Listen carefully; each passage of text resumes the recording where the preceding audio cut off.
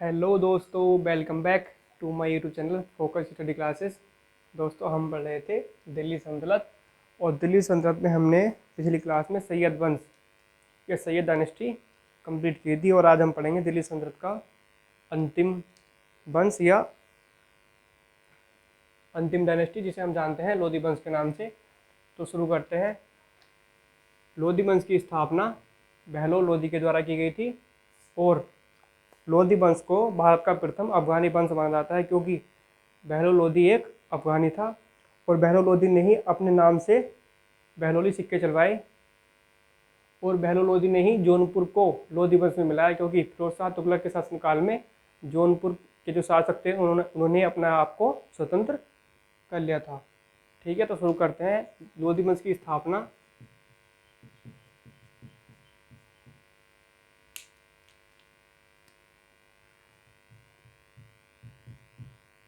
बहलोल लोधी के द्वारा की गई।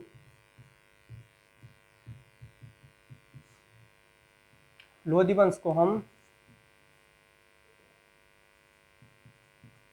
भारत का प्रथम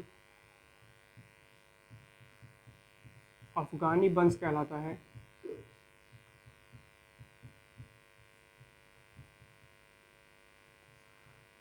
अगर हम बात करें दिल्ली सल्तनत में सुल्तान के शासनकाल की, तो जो सबसे लंबा शासनकाल रहा वो किसका रहा? बहलोल लोधी का। दिल्ली सल्तनत पर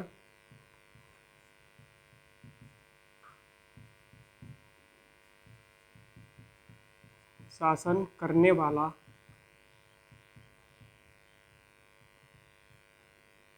दिल्ली सल्तनत पर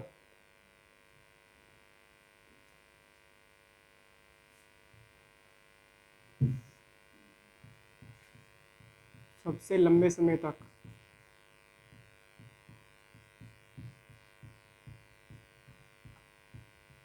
शासन करने वाला यह प्रथम सुल्तान था। अगर आपसे पूछे कि दिल्ली सल्तनत में वह कौन सा सुल्तान था जिसने सर्वाधिक समय तक शासन किया, तो वह कौन है? बहलोल लोधी। ठीक है, इसने अपने नाम से सिक्के चलवाए, जिन्हें जानते हैं हम बहलोली सिक्के के नाम से। अपने नाम के सिक्के चलवाए, जिन्हें हम किस नाम से जानते हैं?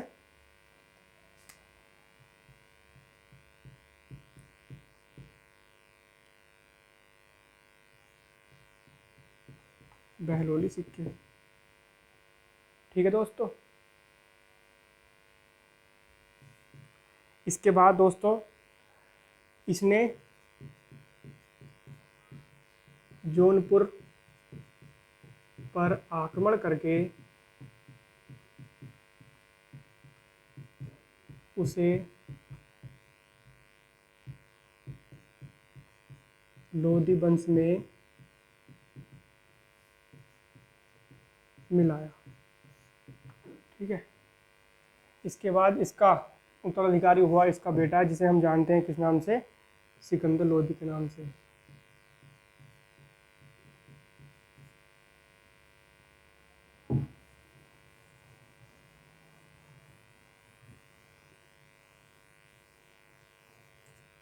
इसके बाद इसका अगला उत्तराधिकारी हुआ इसका बेटा, जिसे हम जानते हैं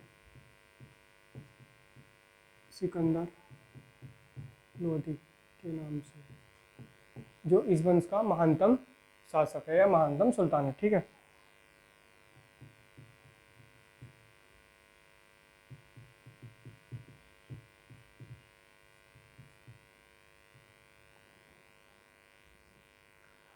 अगर आपसे मालूम करें कि लोधी वंश का सबसे महान या महानतम शासक कौन है, तो वह कौन है? सिकंदर लोधी। इस वंश का सबसे महान शासक। ठीक है, और एक इम्पोर्टेंट बात, 1498 ईस्वी में इसी के शासनकाल में वास्को डी गामा भारत आया था, जो केरल के कालीकट बंदरगाह पर अपना पानी का जहाज लेकर पहुंचा था, और जिसने ही यूरोप से भारत के जलमार्ग की खोज की थी। ठीक है, इसी के शासनकाल में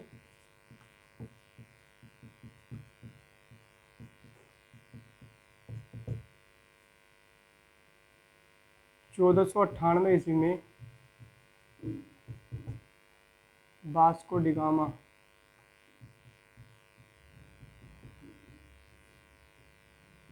भारत आया, जो कहाँ पहुंचा था सबसे पहले? केरल के कालीकट बंदरगाह पर। ठीक है,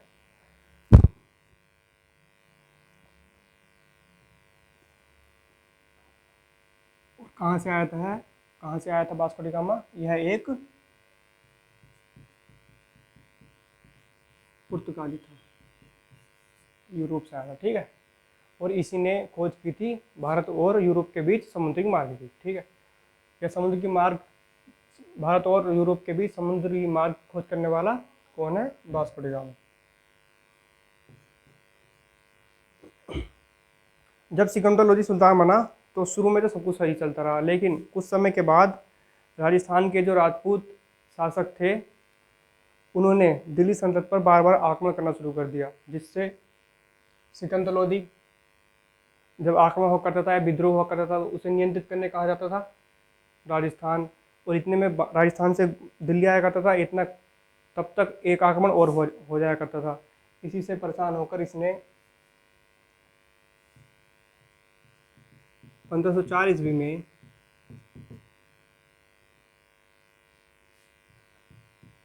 आगरा की स्थापना की, आगरा शहर की स्थापना की। किस नाम से? सिकंदराबाद के नाम से। ठीक है, जो कहाँ पर है? यमुना नदी के किनारे।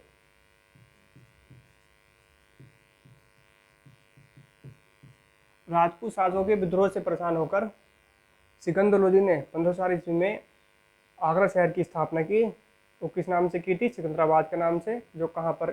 जो यमुना नदी के किनारे पर स्थित है। ठीक है, और 1506 ईस्वी में इसने अपनी राजधानी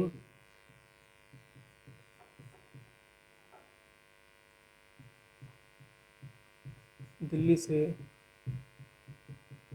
आगरा को बनाया, या 1506 ईस्वी में यह अपनी राजधानी दिल्ली से आगरा ले गया। और जब राजधानी दिल्ली से आगरा पहुंच गई, क्योंकि अब राजधानी आगरा है, तो इसके बाद कौन सा वंश शुरू होगा? मुगल वंश। ठीक है, क्योंकि मुगल वंश की जो राजधानी रहेगी वो कहाँ रहेगी? आगरा।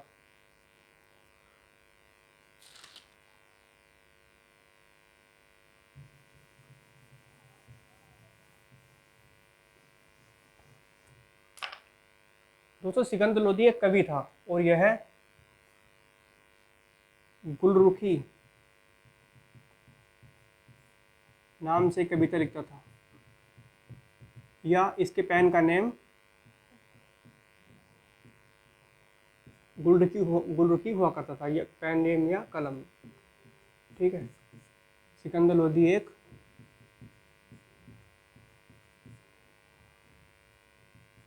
कवि था जो गुलरुखी नाम से कविता लिखता था, और इसने आयुर्वेद पर एक प्रसिद्ध पुस्तक लिखी। सिकंदर लोदी ने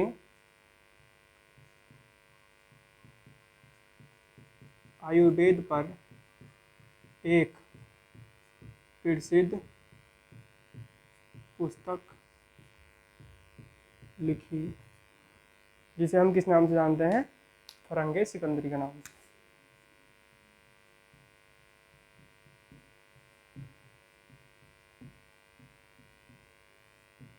इसने आयुर्वेद पर एक प्रसिद्ध पुस्तक फरंगे सिकंदरी लिखी। ठीक है, और इसकी पेन नेम या इसका कलम का नाम क्या था? गुलरुखी, या गुलरुखी नाम से कविता लिखता था। इसने भी कुतुब मीनार की मरम्मत करवाई।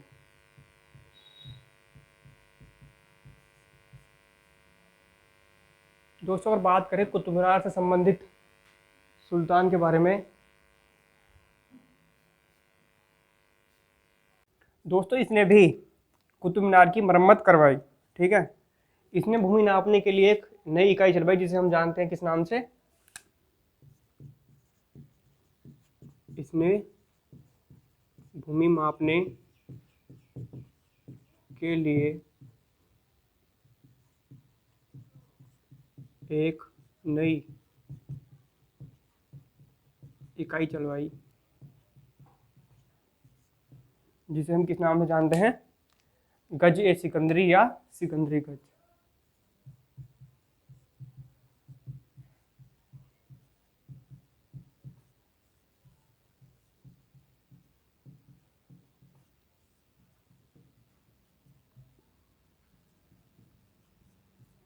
ठीक है दोस्तों, इसने भूमि मापने के लिए एक नई इकाई चलवाई जिसे हम जानते हैं गज ए सिकंदरी या सिकंदरी गज के नाम से।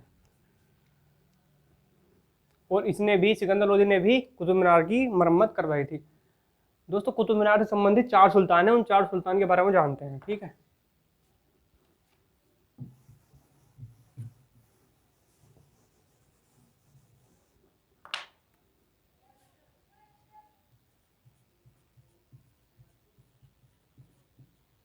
कुतुबुद्दीन ऐबक। कुतुबुद्दीन ऐबक ने कुतुब मीनार का निर्माण शुरू कराया था।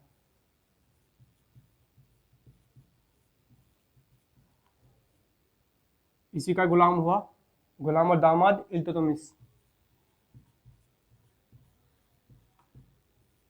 इसने कुतुब मीनार का निर्माण पूरा कराया।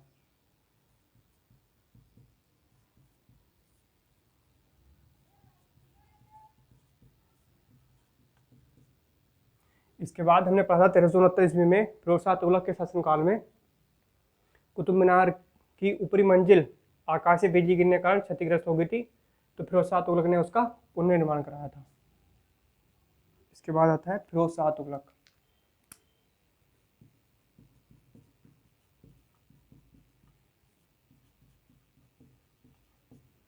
इसने क्या कराया, ऊपरी मंजिल का निर्माण, ऊपरी मंजिल की मरम्मत। इसके बाद सिकंदर लोदी।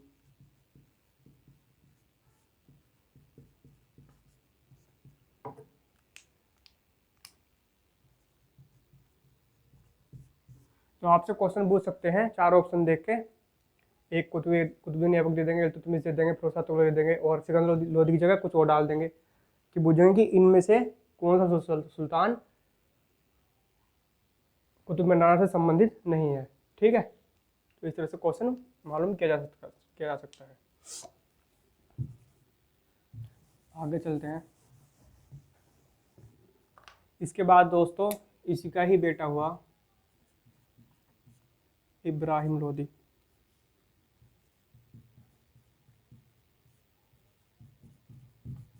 इब्राहिम लोदी 1517 से 1526। ठीक है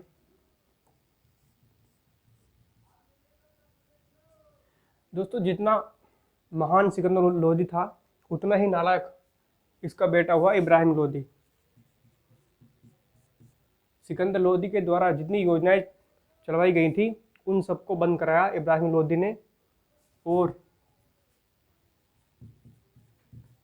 जैसे ही ये शासनकाल पर बैठा या गद्दी पर बैठा, वैसे ही 1517 ईस्वी में इसने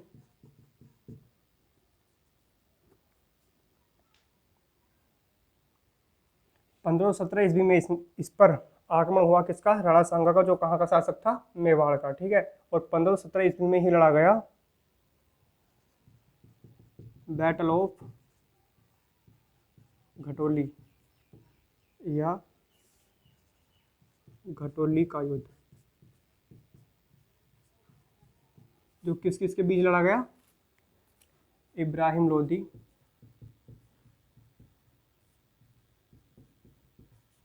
और राणा सांगा। इब्राहिम लोदी और राणा सांगा के बीच। राणा सांगा कहाँ का शासक था, मेवाड़ का। ठीक है। और आपसे मालूम करेंगे कि राणा सांगा का वास्तविक नाम, ये एक्चुअल नेम।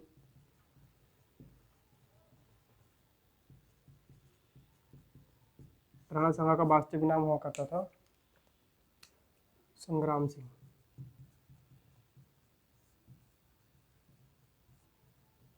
ठीक है। और इसी के ही 1517 के ही मतलब 1517 में घटोली का युद्ध हुआ इब्राहिम लोदी और राणा सांगा के बीच में। ठीक है। और इसके 2 साल बाद बाबर का भारत पर आक्रमण हुआ। 2 साल यानी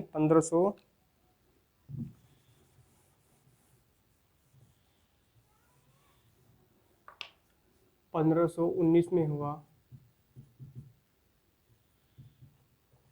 1519 में भारत पर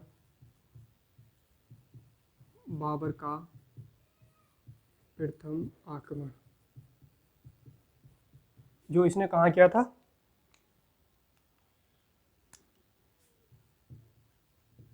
भेरागढ़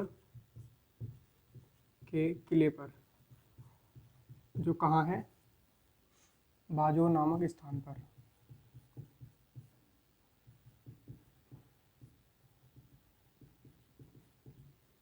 पंद्रह सौ उन्नीस में भारत पर बाबर का प्रथम आक्रमण हुआ, जो इसने किस पर किया? भेरागढ़ के किले पर किया था और बाजो नामक स्थान पर किया था। ठीक है। और बाबर ऐसा बताता है अपनी आत्मकथा में कि बाबर ने इसी आक्रमण में 1519 में जिसने भेरागढ़ के किले पर किया था, इसी में इसने सबसे पहले गोला बारूद और तोपों का इस्तेमाल किया था। ठीक है। इसके बाद 1526 में हुआ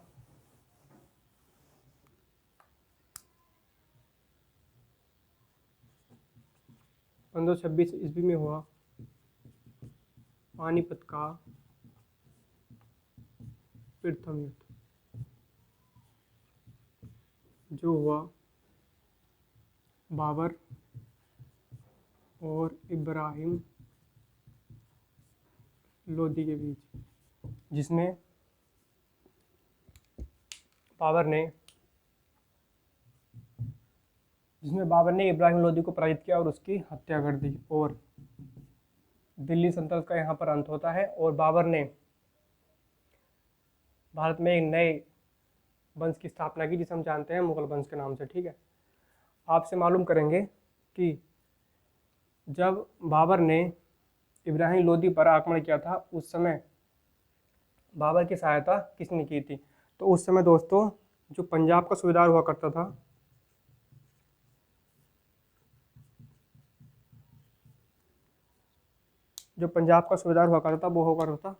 वो हुआ करता था दौलत खां लोधी।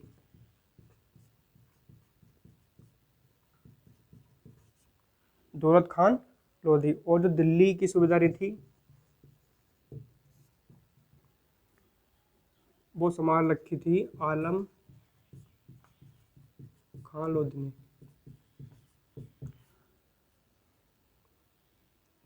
और दोस्तों यह जो दौलत खान लोधी है और आलम खान लोधी, ये दोनों ही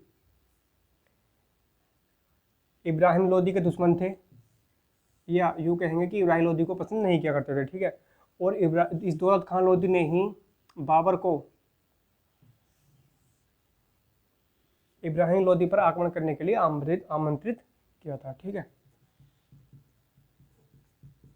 या बुलाया था। तो आपसे पूछेंगे, आपसे मालूम करेंगे कि जब बाबर ने पानीपत के प्रथम युद्ध में इब्राहिम लोदी को पराजित किया था, तो उस युद्ध में किसने बाबर को इब्राहिम लोदी पर अटैक करने के लिए आमंत्रित किया था या बुलाया था? तो दौलत खान लोधी ने। ठीक है। और बहुत बड़ा उलटफेर हुआ, बाबर ने इब्राहिम लोदी की हत्या की और नए वंश की स्थापना की, जिसे हम जानते हैं मुगल वंश के नाम से, जो हम पढ़ेंगे अगली क्लास में। लेकिन उससे पहले आपसे मालूम करेंगे दिल्ली सल्तनत का एकमात्र सुल्तान जो युद्ध में लड़ते लड़ते हुए मारा गया, कौन है? इब्राहिम लोदी।